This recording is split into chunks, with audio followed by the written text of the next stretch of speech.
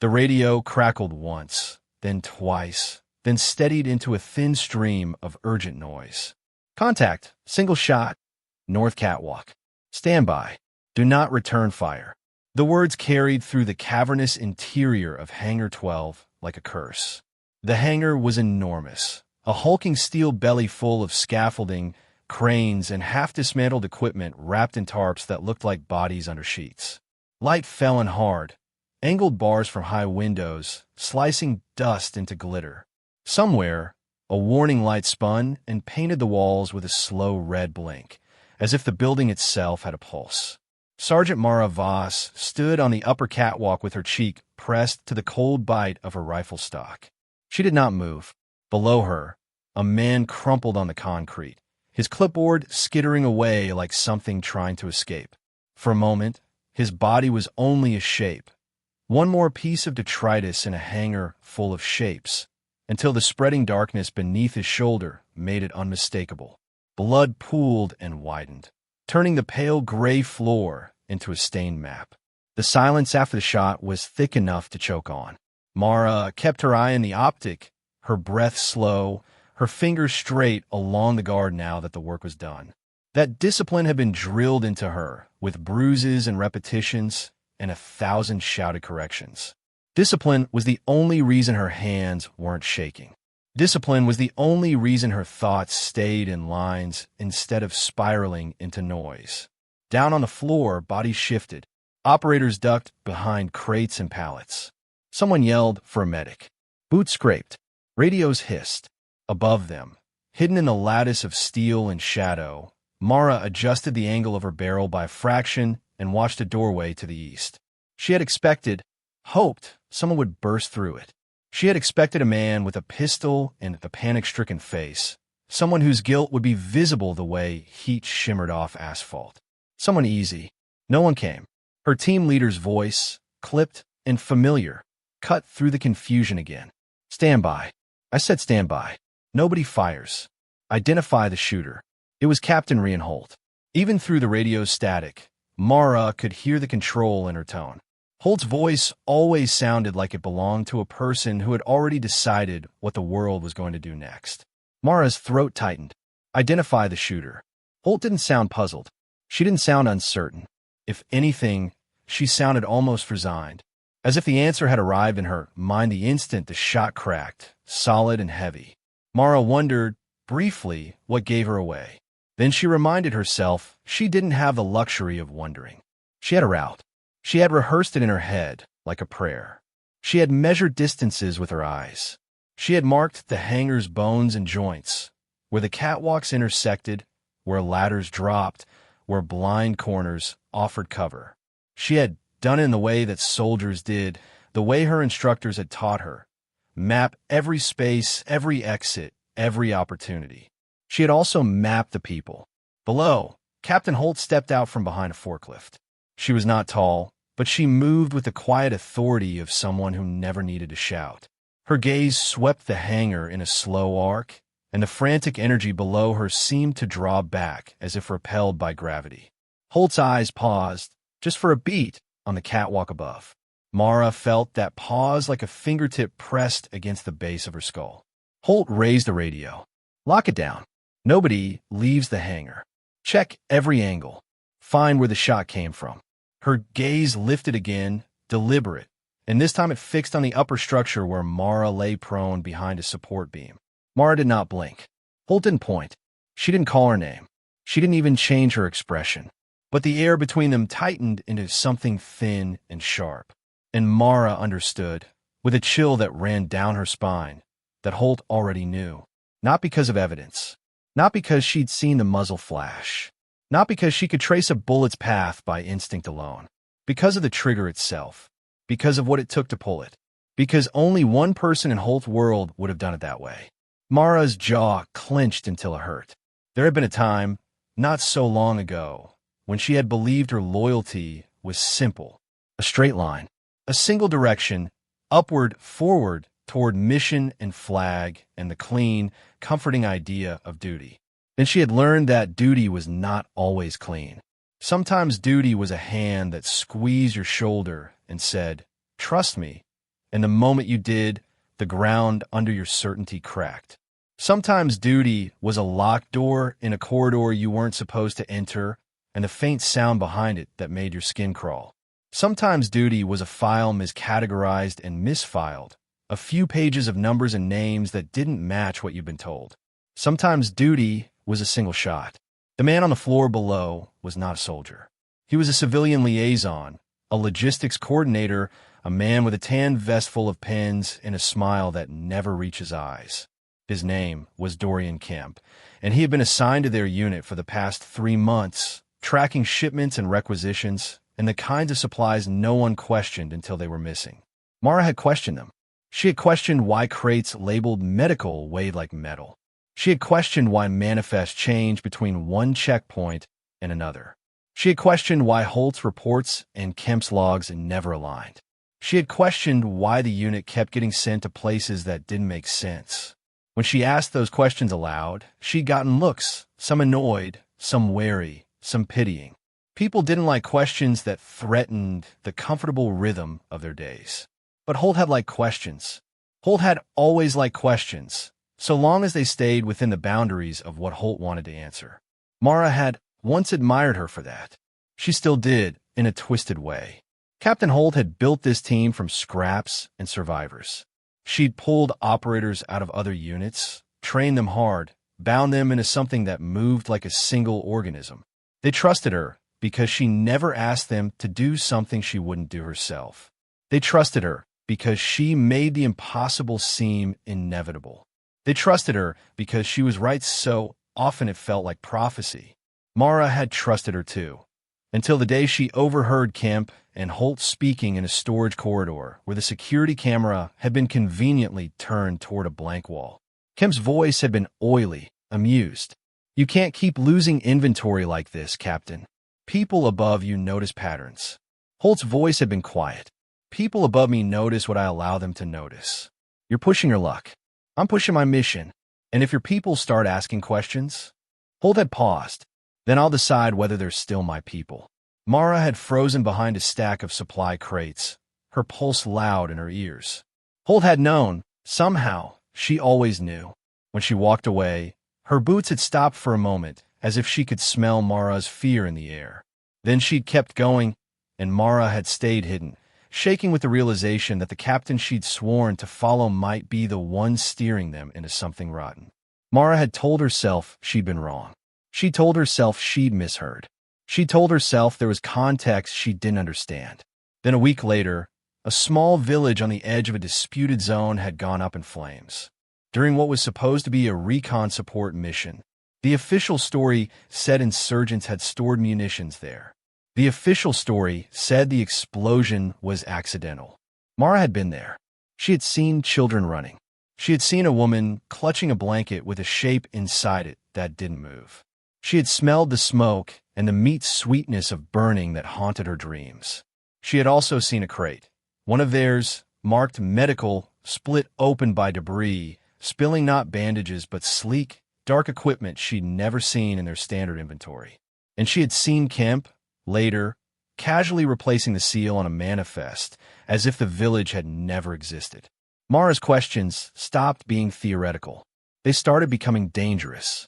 That danger had crystallized this morning, when Mara slipped into a secured office under the pretense of retrieving a comms battery and found a laptop left unlocked for a careless 30 seconds. She had not meant to look. She had not meant to pry. Her fingers had moved anyway. A file folder sat open on the screen.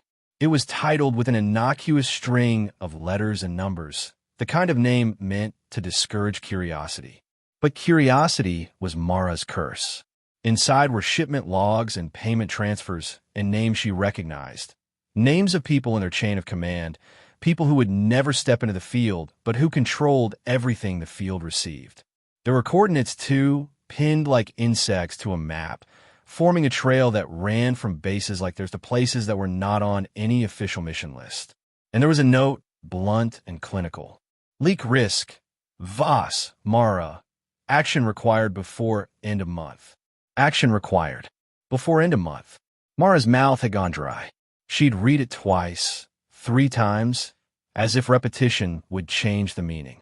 Then the door handle had jiggled. She'd shut the laptop, slipped out, and walked back into the hangar with her face smooth and her mind screaming. Someone wanted her silenced. Someone had put that note in a file that Kemp could access. Kemp knew. And if Kemp knew, Holt knew. Holt would not hesitate. Holt did not tolerate loose ends. Holt did not believe in mercy when mercy endangered the mission. Mara had been trained for combat, not for betrayal. But betrayal had been training her in return.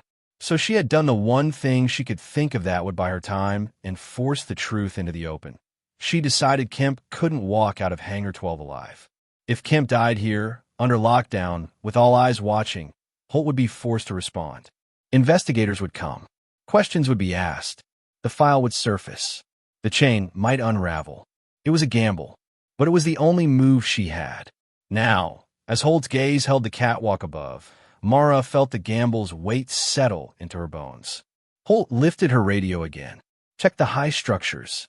Catwalk teams move. 2 operators broke from cover below and started up a ladder. Their helmets caught the light.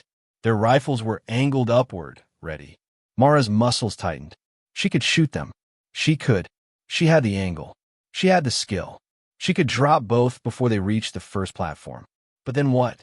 Then she would be the enemy, fully revealed, and Holt would have reason to kill her without hesitation.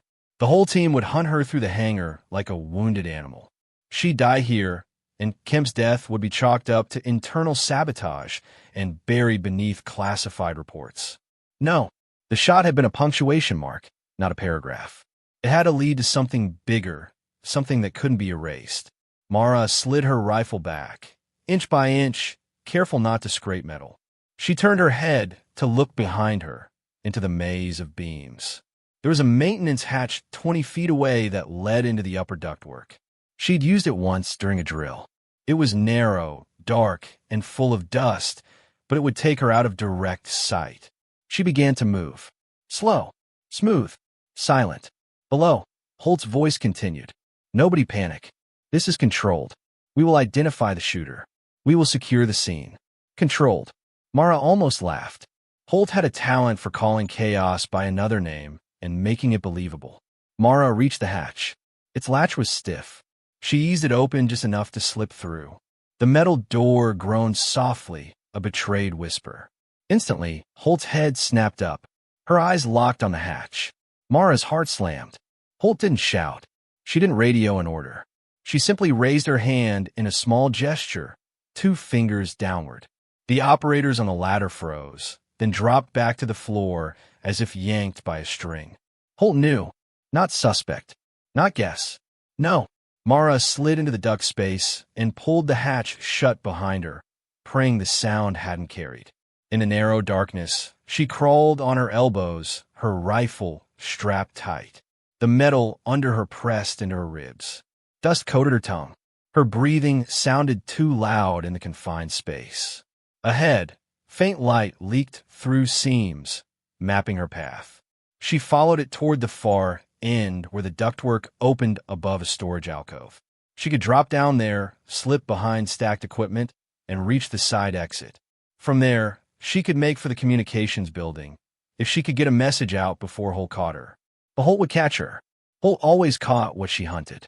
As if summoned by the thought, Holt's voice crackled through the duct in muffled distortion. Someone below had their radio loud, or perhaps the metal carried sound like a wire. Mara, Holt said, and even through the layers of steel, her tone was calm. Mara, stop crawling. I know it was you. Holt continued, unhurried. Come down. Put the rifle on the floor. We'll talk. Talk. Mara's fingers dug into the duct's edge. Her mind flashed to all the times Holt had said we'll talk before someone vanished from the unit roster. Once, it had been a private who'd stolen painkillers.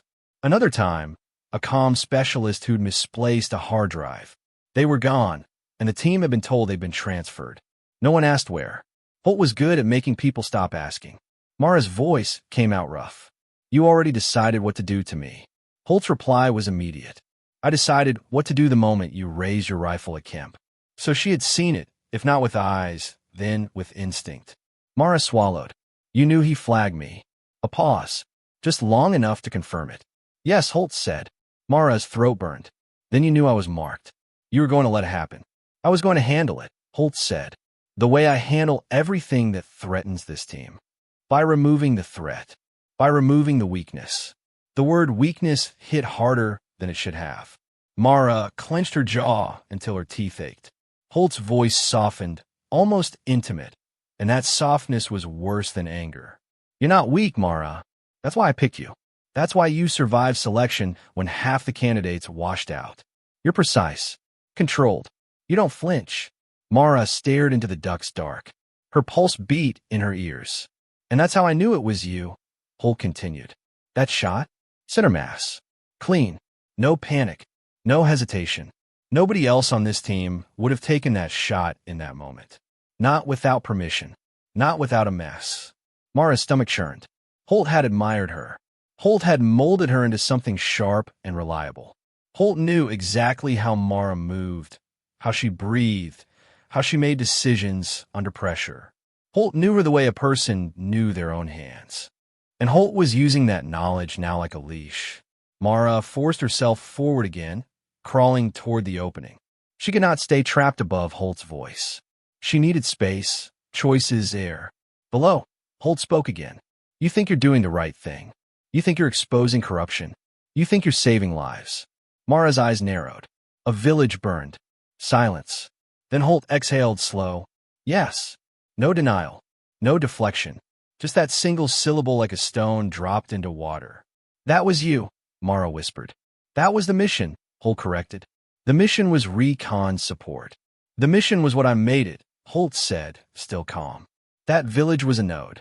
A pipeline. A meeting point. You saw children and smoke, and you decided the world is simple. It isn't. Mara's hands shook as she crawled. She hated that they shook. So you kill civilians because it's complicated. I make choices, Holt said. Choices you don't have the authority to make. Mara reached the duct's opening. She paused, peering down. The storage alcove below was empty for the moment, stacked with crates. The floor was a 10-foot drop, manageable. But the hangar beyond was alive with movement. Shadows darted.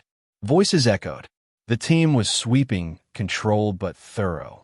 Holt's tone changed, and now there was a thread of steel inside it.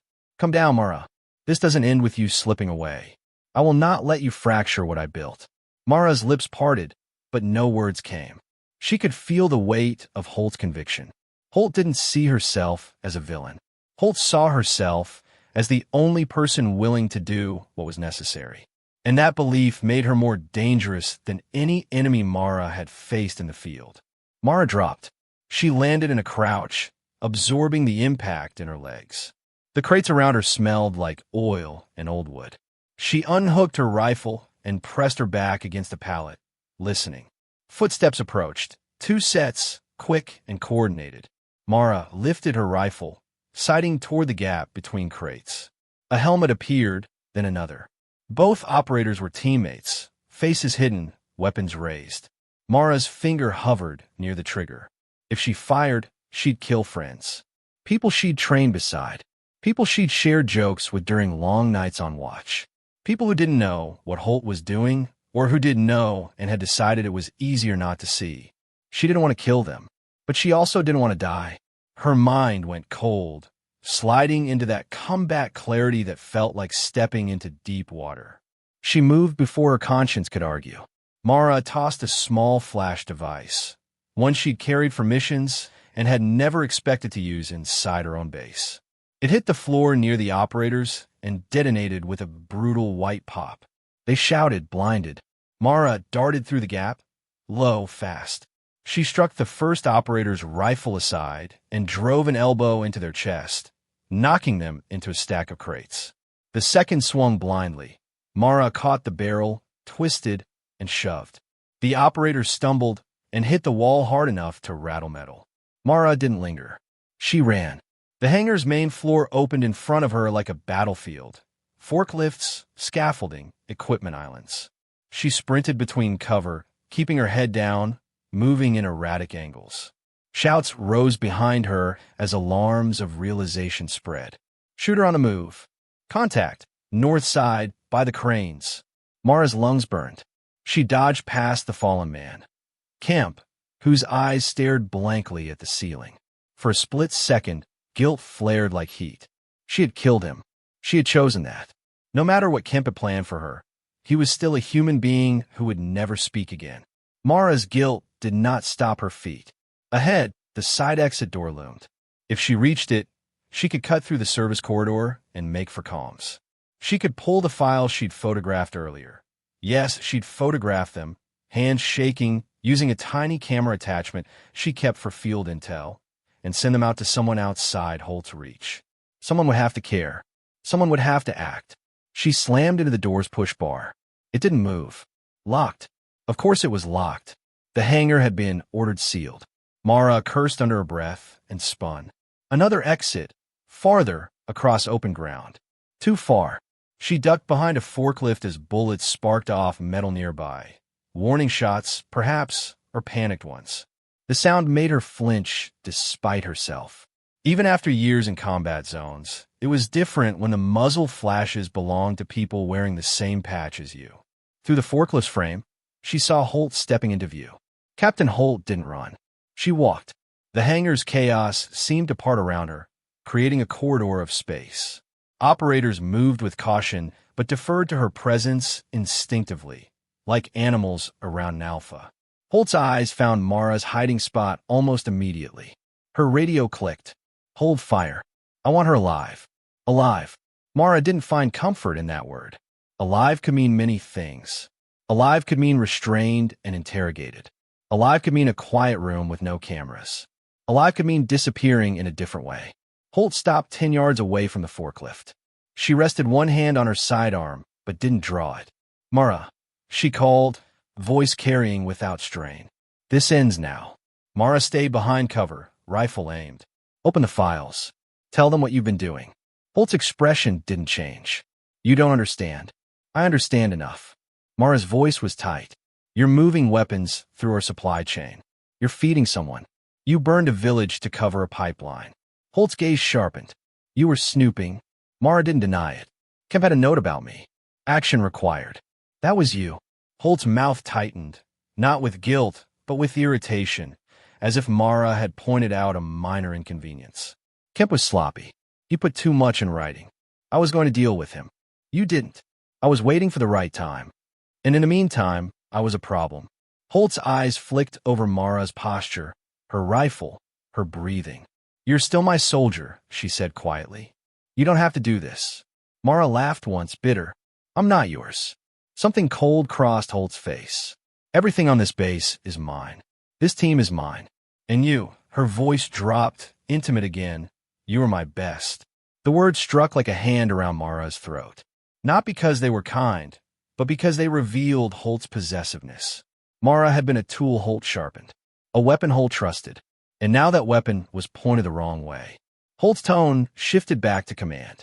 Put the rifle down. Step out. Hands visible. Mara stared through the forklift bars. She considered for a moment, stepping out with hands up, trusting that Holt would choose something other than elimination. Then she remembered the file. Action required. And she remembered Holt's earlier words. I'll decide whether they're still my people. Mara's grip tightened on the rifle. No. Holt's eyes hardened. Then you force me. Mara moved first, rolling out from behind the forklift to a new position behind a stack of pallets. Holt's operator shouted, but Holt's hands snapped up again, holding them back from firing. Mara used the hesitation. She sprinted toward the nearest staircase leading up to the administrative mezzanine. If she couldn't reach comms, maybe she could reach the security office. Maybe she could pull camera footage. Maybe she could trigger an outside alert. Anything. Boots pounded behind her now. Holt's team closing in.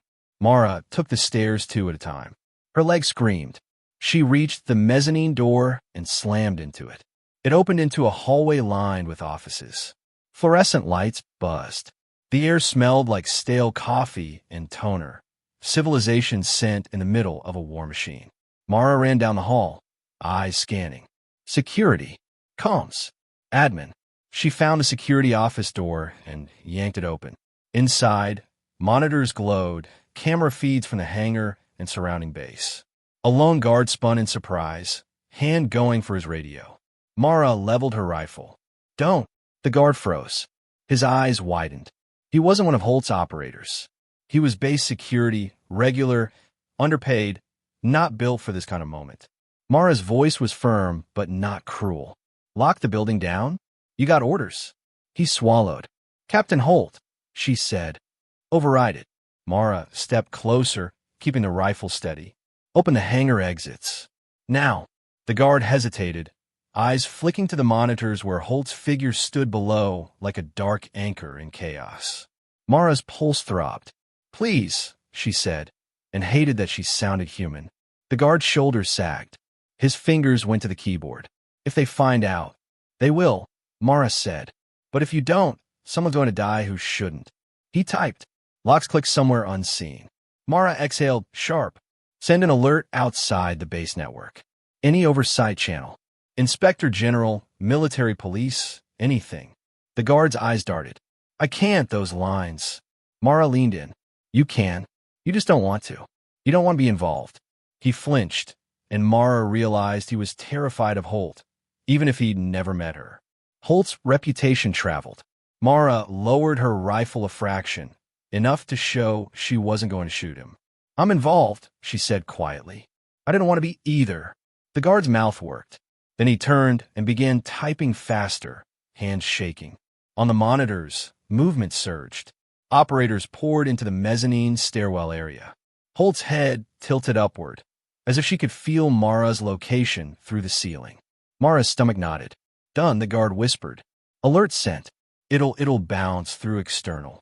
Mara nodded. Good. Then she heard footsteps in the hall. Controlled, unhurried. Holt. Mara turned, raising her rifle toward the doorway.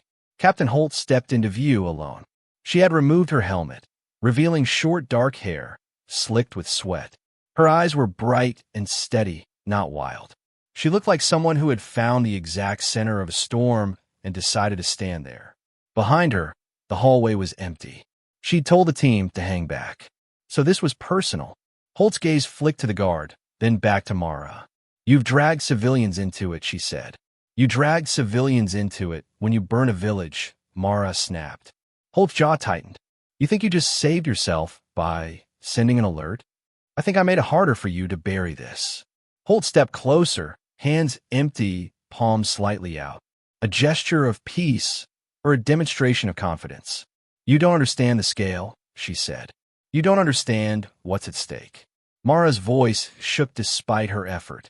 Then explain it. Holt's eyes searched Mara's face. For a moment, something almost like regret flickered. If I explain, you'll still judge it by your small rules, she said. And you'll still try to stop it. Because it's wrong. Holt's lips pressed thin. Wrong is a luxury term. The world doesn't run on it. Mara's finger curled tighter around the rifle's grip. You were going to have me eliminated. Holt didn't deny it. You were becoming unpredictable. I was becoming aware. Holt's voice dropped. You were becoming a liability. The guard made a small sound, a strangled inhale, as if he finally understood how close he was to being part of the same sentence. Mara kept her eyes on Holt. Why Kemp?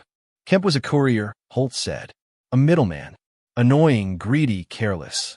And you were going to deal with him eventually, Mara echoed, sarcasm sharp. Yes. Holt's eyes narrowed. But you did it today. In public. In my hangar. Mara swallowed. Because he was going to have me killed. Holt's voice was quiet. And now I have to decide what to do with you. Mara's heart hammered. You already decided. Holt's gaze dropped, briefly, to Mara's rifle. Not entirely. Mara felt the shift. Holt was offering something. An exit, a bargain, a leash with softer padding. Holt believed she could still pull Mara back into alignment. Holt took another step. You're not stupid, she said. You saw the file. You saw the pipeline. You saw the names. Do you think ripping it open helps anyone? It helps the people you hurt, Mara said. Holt's expression hardened. It helps my enemies, she replied. It helps people who would gladly burn 10 villages to take what I'm preventing. Preventing what? Mara demanded. Holt hesitated. That hesitation, tiny, human, was the most revealing thing she'd done all day. Holt had a secret that even she hated touching. Mara seized it. Tell me. Holt's voice was low. There are factions, she said. Not just insurgents. Not just militants. Organizations with money and reach and patience. They want destabilization.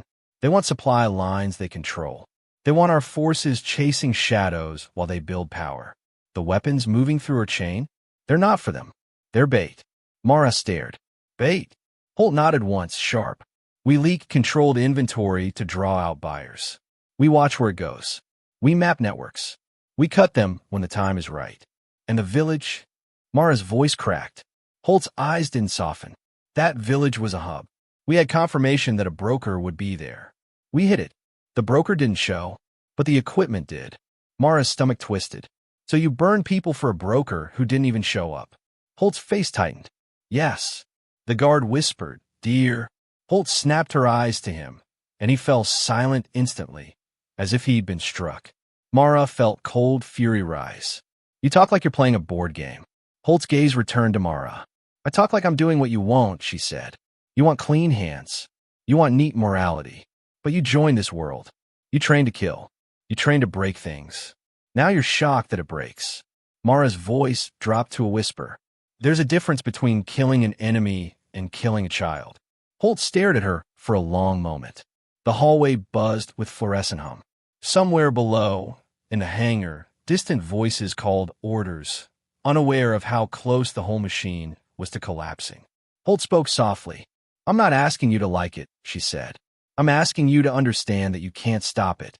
If you expose this, you don't just ruin me. You ruin the operation. You ruin people higher up who are trying to contain something bigger than you. Mara's eyes burned. Or you ruin people higher up who are profiting. Holt's mouth twitched. Not a smile. Something sharper. You still think it's that simple. Mara's finger flexed on the rifle. Is it not? Holt didn't answer. The silence between them was heavy with implications. Mara realized, with a slow, sinking dread, that Holt might truly believe what she was doing was justified, and that even if there was profit mixed in, Holt would accept it as collateral. Holt would accept anything as collateral if it meant she could keep control. Mara's mind raced. She had sent an alert, but alerts could be intercepted. Investigators could be delayed. Files could disappear. Holt could frame the whole incident as a rogue soldier's breakdown. Mara needed something undeniable. She looked at the monitors. One feed showed Hangar 12's main floor. Kim's body still sprawled while medics hovered, frozen by Holt's earlier command. Another feed showed the base gate locked. Another showed the corridor outside security empty. Then she saw it, the camera feed from the storage corridor where she'd once overheard Holt and Kemp. A blind angle, a spot where a camera should have covered, but didn't. Mara's gaze snapped back to Holt. You control the cameras. Holt's expression didn't change, but her eyes sharpened. I control security, so you can erase evidence. I can contain chaos. Mara's breath came quick. You can erase me. Holt took a slow step forward. I don't want to erase you, she said. I want you back where you belong. Mara's laugh was hollow. Under your boot. Holt's voice snapped, finally edged with anger. Under my command. There's a difference. Mara's mind flashed. Holt's two-finger gesture, the team freezing instantly. Holt's certainty. Holt's ownership. Mara realized something then, not with logic but with a soldier's instinct. Holt didn't just know Mara was the shooter because of the shot's precision. Holt knew because she had been waiting for this. She had been watching Mara unravel, testing her boundaries, gauging how far her conscience could be pushed before it snapped. And now it had snapped. Mara's voice was soft. You wanted to see if I'd do it. Holt's eyes narrowed. What? You wanted to see if I'd kill him, Mara said. Because if I did, you'd know I crossed a line. You'd know I couldn't be managed anymore. Holt stared, and in that stare Mara saw it. A flicker of surprise, quickly smothered. Not surprised that Mara guessed. Surprised that Mara guessed correctly. Mara's stomach turned. You baited me. Holt's voice was careful. You baited yourself. Your own righteousness did that. Mara shook her head, rage and disbelief mixing. You let Kemp flag me. Holt's jaw tightened. Kemp didn't flag you. He suggested. He wrote something stupid. I didn't authorize an elimination. Mara's eyes narrowed. But you would have. Holt didn't answer. That was answer enough. Mara's finger tightened. The guard gasped. No. Mara didn't shoot Holt. She shot the monitor bank. Bullets shattered glass, and sparks burst like violent fireflies. Screens went black one by one. The room filled with the stink of burned circuitry. The guard screamed and ducked. Holt flinched backward, instinctive despite her discipline. Mara used the moment. She lunged, grabbing the guard's key card from the desk lanyard. She shoved him gently but firmly toward the back wall. "Stay down," she ordered. Then she ran, past Holt, who recovered instantly and reached for Mara's arm. Mara twisted away. Holt's fingers caught fabric, then slipped. Holt's voice rose, sharp. "Stop!" Mara sprinted down the hallway. An alarm began to howl, security systems reacting to the destroyed monitors. Behind her, Holt's boots pounded now, no longer unhurried. Holt could run when she wanted to. Holt could chase. Mara hit the stairwell, barreled down, took the steps so fast her knees jolted. She burst into the hangar's lower level, where operators turned in surprise at her sudden appearance. They hesitated, trained to obey Holt's earlier hold-fire order. Holt appeared behind Mara in the stairwell doorway, eyes blazing. "Stop her," Holt commanded. The hesitation evaporated. Mara darted left, weaving between crates. Hands reached for her. Someone grabbed her shoulder. She twisted and slammed her elbow back, breaking free. Her rifle was a liability now, too long, too heavy. She let it swing down on its strap and relied on speed. She headed for the newly unlocked side exit. It was still across open ground, but now it was possible. Bullets snapped overhead. Aimed to scare, not kill, but fear didn't care about intent.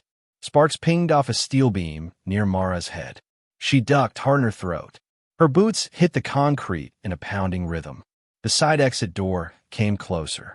Then someone tackled her from the side. Mara hit the floor hard, breath exploding from her lungs. She rolled instinctively, grappling. The operator on top was strong, armored, determined. She couldn't see their face. Mara jammed her forearm under their chin and twisted, forcing space. She hooked a leg and rolled them, ending up on top for a heartbeat. Then a hand seized her wrist. Captain Holt. Holt had caught up. Holt's grip was iron. She twisted Mara's arm behind her back with practiced efficiency, pinning her to the floor. Pain shot up Mara's shoulder. Mara gasped, teeth clenched. Holt leaned close, voice low in Mara's ear. "You're making this worse." Mara strained, muscles trembling. "No," she rasped. "You made it worse months ago." Holt pressed harder. "Stop fighting." Mara's vision blurred with pain. She forced herself to breathe. She thought of the village. She thought of the file. She thought of the words, "Action required." She also thought of something else, something she had learned in training. If your body is pinned, your mind must stay free. Look for the smallest lever, the smallest weakness. Holt's weight was forward on Mara's shoulder, keeping her down. Her center of gravity was committed. Mara twisted suddenly, not against the arm hold that would tear her shoulder, but with her hips. She hooked Holt's leg with her own and shifted her weight. For a split second, Holt's balance faltered.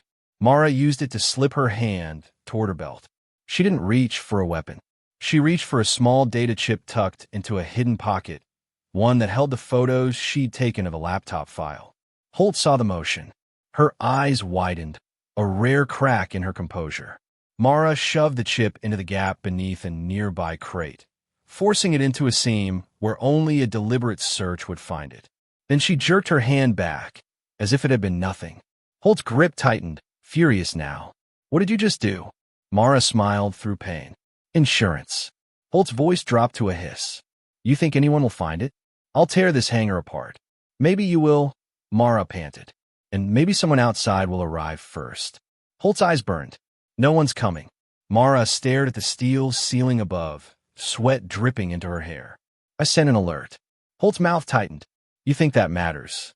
"It will," Mara said, voice trembling with determination. "Because you can't erase everything." Holt leaned close, her breath warm against Mara's cheek. "Watch me." For a moment, Mara felt a surge of despair, so sharp it almost hollowed her out. Holt's confidence was not empty. Holt had systems. Holt had allies. Holt had a machine behind her that could crush a single soldier without even noticing. Then, faintly, through the hangar's echoing space, another sound rose. Sirens.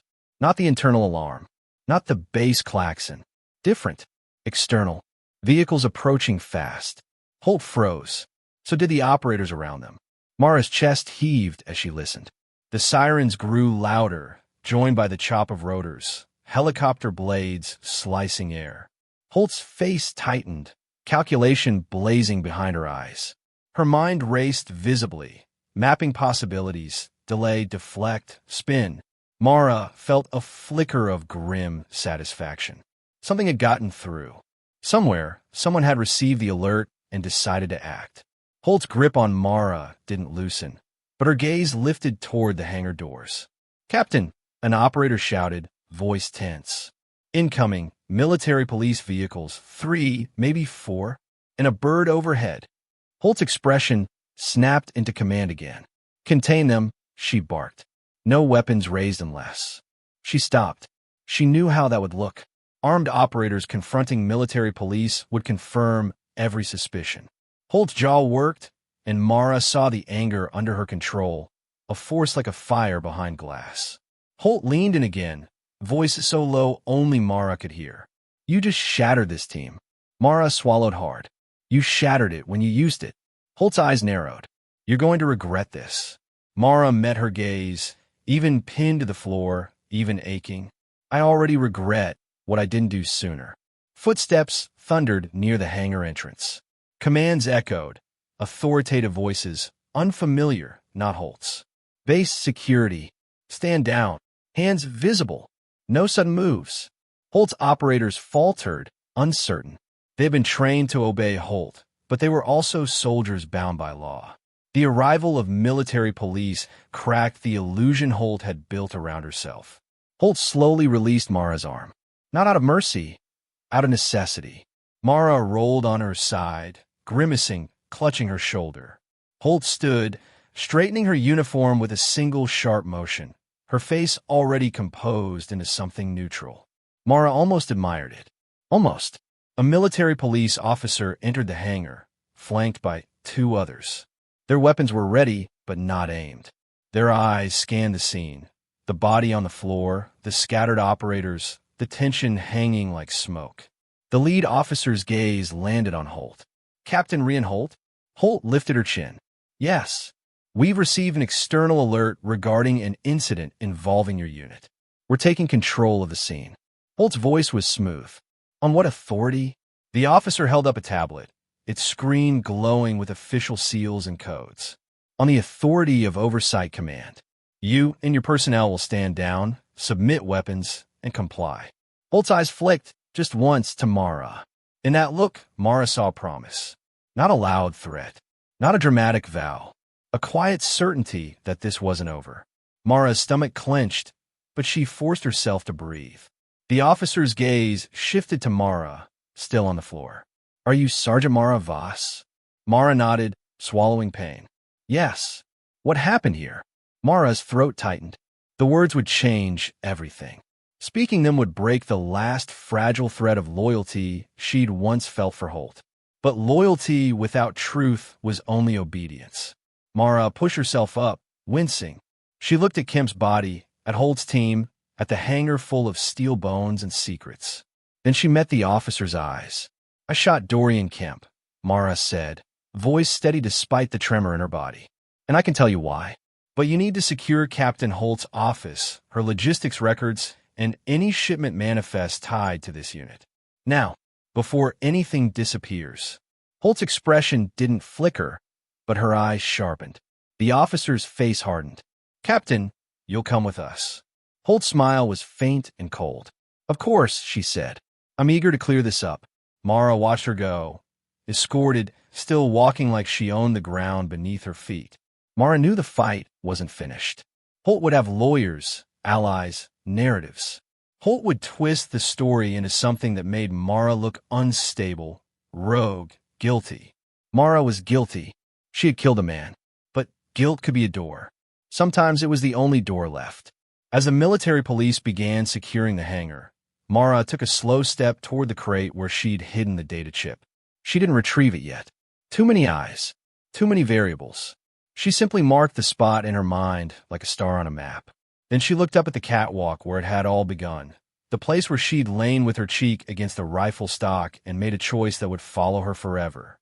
Somewhere in the distance, the helicopter rotors beat a steady rhythm, indifferent to human morality. Mara's shoulder throbbed, her heart still hammered, and her mouth tasted like dust and regret. But beneath all of that, a stubborn thread of resolve held. Captain Holt had known instantly, not because she was a mind reader, not because she was psychic, because she understood the shape of Mara's precision, because she recognized the kind of shot that didn't come from fear, but from decision, because no one else on that team, no matter how skilled, would have pulled that trigger for the reason Mara had. And now everyone would have to look at the reason. They would have to look at what Holt had built and what it cost. Mara stood amid the wreckage of her own loyalty and waited for the next question, knowing the truth was finally loud enough that even Holt might not be able to silence it. Not completely. Not anymore.